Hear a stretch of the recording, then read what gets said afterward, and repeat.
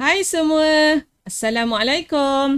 Dalam video kali ini, cikgu akan berkongsi tentang matematik tingkatan 1, bab 12, pengendalian data, melibatkan satu standard kandungan, 12.1, proses pengumpulan, pengorganisasian dan perwakilan data, serta pentafsiran perwakilan data, melibatkan satu standard pembelajaran iaitu mengklasifikasikan data kepada data kategori dan data numerik dan membina jadual kekerapan.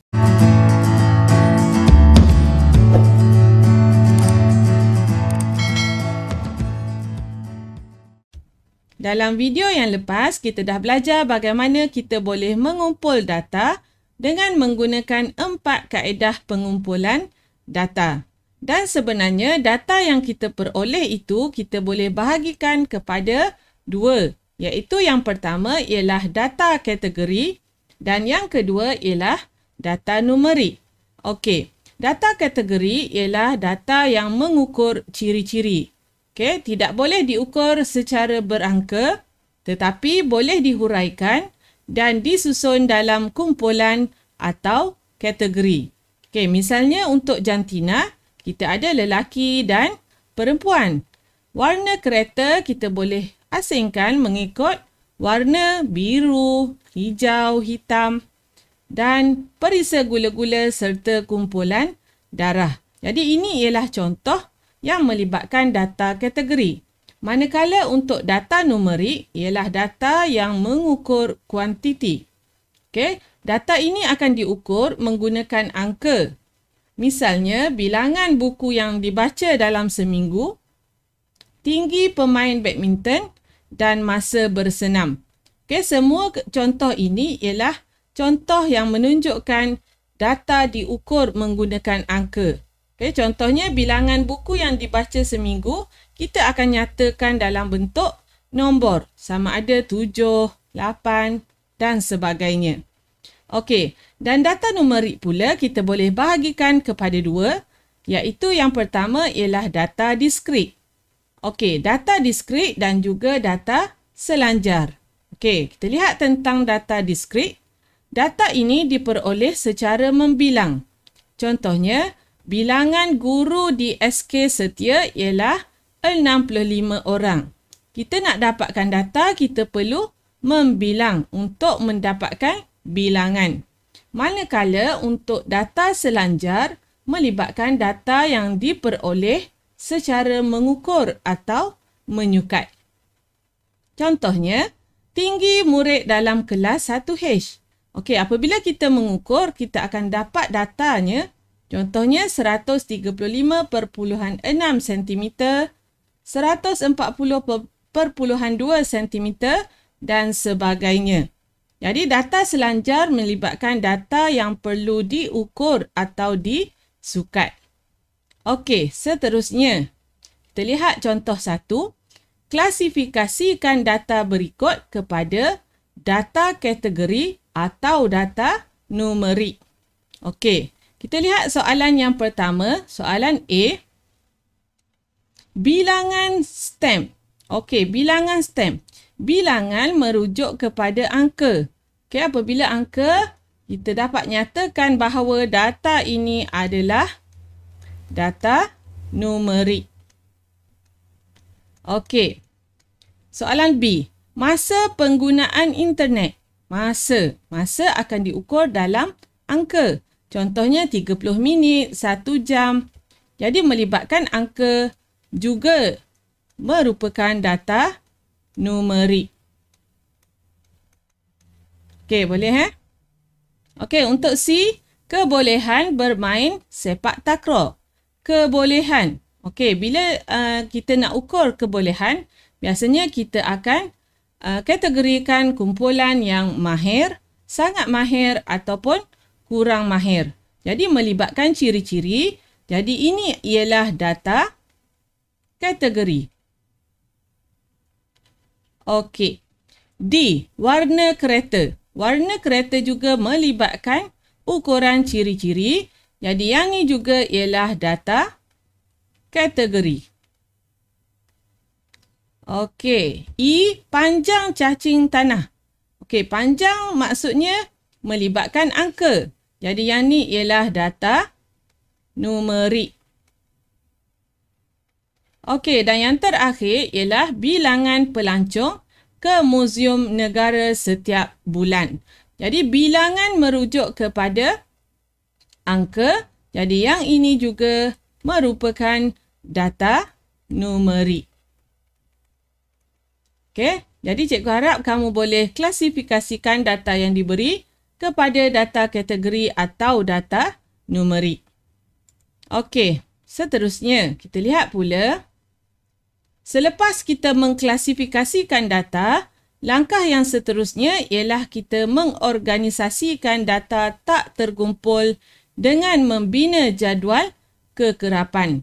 Okey, data tak terkumpul ialah data mentah yang belum diproses. Maksudnya, selepas kita dapatkan ataupun selepas kita kumpulkan data, data itu kita belum proses. Okey. Persembahan data dalam jadual kekerapan akan memudahkan kita untuk mentafsir dan juga membuat rumusan tentang data itu. Okey, sebelum kita bina jadual kekerapan, kita imbas semula yang pertama, istilah yang paling penting ialah kekerapan. Kekerapan ialah bilangan kali maklumat itu muncul dalam data. Okey, berapa kali, berapa kerap maklumat itu muncul dalam suatu set data. Okey, yang kedua ialah tentang gundalan. Gundalan melibatkan tanda gundal. Okey, iaitu salah satu cara kita membilang dengan membuat tanda bagi setiap perkara yang dibilang. Okey, seperti 1 kita akan tanda dengan 1. Okey, yang ni 2 kita akan tanda 2 macam ni. Okey, seterusnya 3. Okey, 4.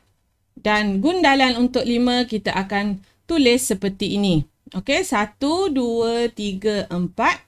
Yang kelima kita akan silangkan di sini. Okey, jadi seterusnya kita lihat contoh 2. Data di bawah menunjukkan skor yang diperoleh sekumpulan 40 orang murid dalam satu kuis. Okey, yang ni ialah data tak terkumpul. Okey. Data mentah yang kita peroleh yang belum kita proses. Okey, soalannya, bina satu jadual kekerapan untuk mewakili data itu. Okey, jadi sebelum kita dapat membina kekerapan, membina jadual kekerapan, kita perlu mengadakan atau menanda gundalan. Okey, berdasarkan data mentah yang ada. Okey, jadi kita akan buat gundalan dahulu sebelum kita lengkapkan kekerapan. Okey, jadi lihat kita akan potong satu persatu data. Okey, contohnya 2. Kita akan tanda gundalannya dekat skor 2. Okey, 5 dekat skor 5. Okey, kita potong 1, kita tanda 1.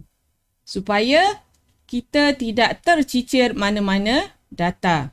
Okey, sifar. Tandakan di sini. 1. Okey. 1. 1. Okey, seterusnya 4. Okey, 3. 2. Okey.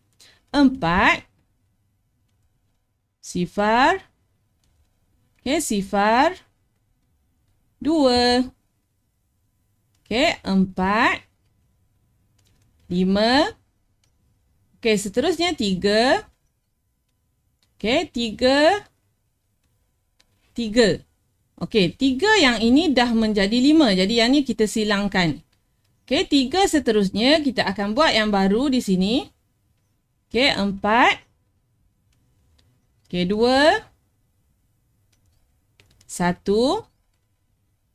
Okey, 1 yang ini dah jadi 5. Silangkan. Okey, 1 lagi. Kita buat yang baru di sini. Okey, sifar. 4. Okey, kita silangkan. Okey, 3. 2. Okey, 2. Okey, lagi 2. Okey, seterusnya 5. Okey, 5,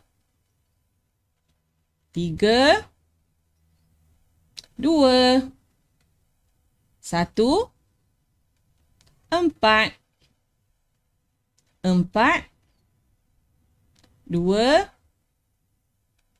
1, 3. Okey, 3 yang terakhirlah. Okey, jadi kita dah selesai menanda gundal. Okey, kita dah selesai membuat gundalan. Daripada gundalan, kita akan tulis kekerapan. Okey, berdasarkan tanda gundal yang kita dah tulis. Okey, yang ni ada 4. Okey, yang ni ada 5, 6, 7, 8. Okey, yang ni 5, 6, 7, 8.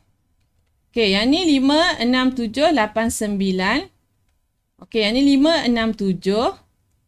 Yang ni ada 4.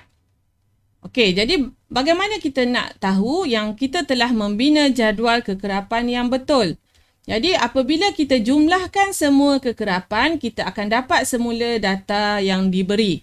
Okey, bilangan data yang diberi. Jadi 4 kita tambah 8, tambah 8, tambah 9, tambah 7, tambah 4. Jadi apabila kita jumlahkan semua kekerapan, kita akan dapat 40.